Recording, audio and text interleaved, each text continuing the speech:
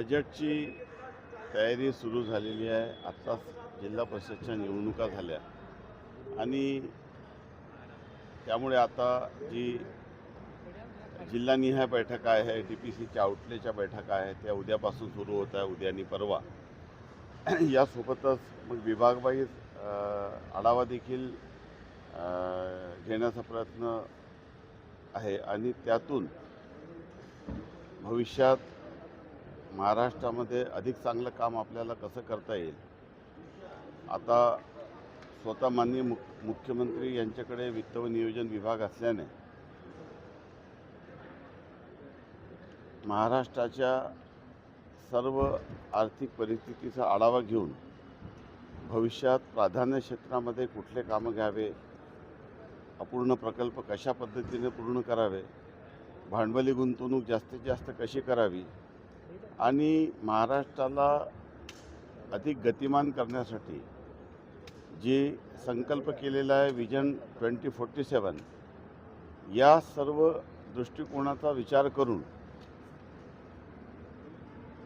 आता पुढील 15-20 दिवसात या संदर्भामध्ये नियोजन आणि कारवाई होणार. हो, या बजेटमध्ये मागच्या वेळेस जवळपास 40,000 कोटी लाडक्या बहिणींसाठी तरतूद होती.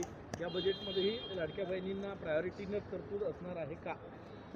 शेवटी जे कमिटेड एक्सपेंडिचर आहे, मग ते शेतकऱ्यांचं विद्युत बिल जी माफी आहे त्या संदर्भामध्ये असो, की लाडकी बहीण योजना असो, किंवा संजय गांधी निराधार असो, किंवा PM किसानप्रमाणे CM किसानचा निधी असो, शेवटी किंवा सरकारी कर्मचाऱ्यांचे पगार असो, हे जे कमिटेड एक्सपेंडिचर आहे ते असतात.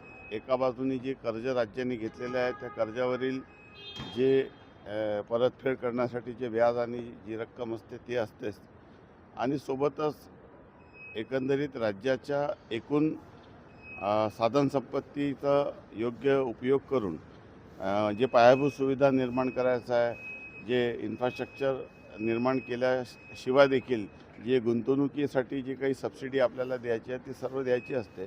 परंतु देवेंद्रजी एक अतिशय सक्षम आणि अनुभवी व्यक्तिमत्व आहे आणि त्यामुळे या देशामध्ये महाराष्ट्राची अर्थव्यवस्था खूप मोठी आहे.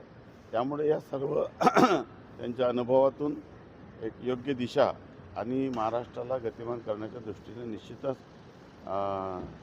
जो चित्र आहे तो आपल्याला दिसेल. फ्री बीजमुळे महाराष्ट्रावर मोठ्या प्रमाणात आर्थिक ताण जो आहे तो आलेला आहे. तुमच्या काळात शेतकरी कर्जमाफीचं आश्वासन सुद्धा तुम्ही दिलेलं आहे शेतकऱ्यांना.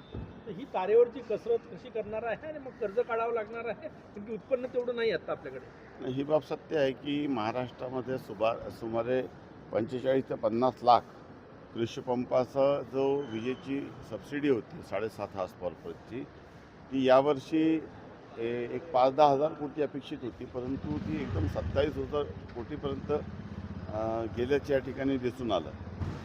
कदाचित या संदर्भामध्ये अधिक अजून अभ्यास सुरू आहे आणि ही सबसिडी जरी असली ती शेतकऱ्याला आम्ही दिलेली कमिटमेंट होती.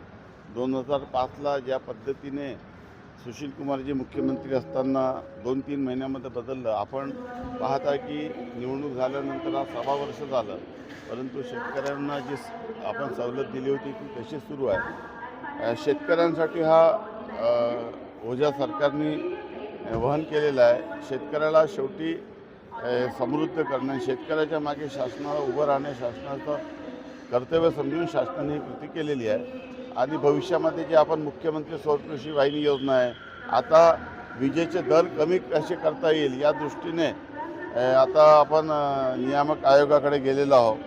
त्यासोबतच अतिशय महत्त्वाचं म्हणजे आता मोठ्या प्रमाणामध्ये प्रधानमंत्री सूर्यघर योजनेमध्ये आपण आता प्रत्येक घराला सोलर देण्याचा प्रयत्न करत आहे. आवास योजनेचे तर 100% घरं आपण सोलरवर करत आहोत आणि यातून त्यालाही दिलासा मिळेल आणि जे सवलतीची वीज आपल्याला लोकांना द्यावी लागते कमी दरात, यातून सरकारचा देखील फायदा होईल. म्हणजे सर्वांना विन विन सिच्युएशन होईल, अशा पद्धतीचं चित्र आपण निर्माण करत आहोत.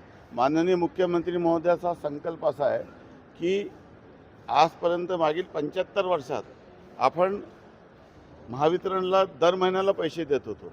आपल्याला असा समाज निर्माण करायचा की दर महिन्याच्या शेवटी तो कंझ्युमर म्हणेल की मी इतकी वीज जनरेट केली माझ्या सोलर रूफटॉपमधून आणि त्याचे पैसे मला द्या, अशा पद्धतीचा समाज आपल्याला भविष्यात निर्माण करायचा आहे.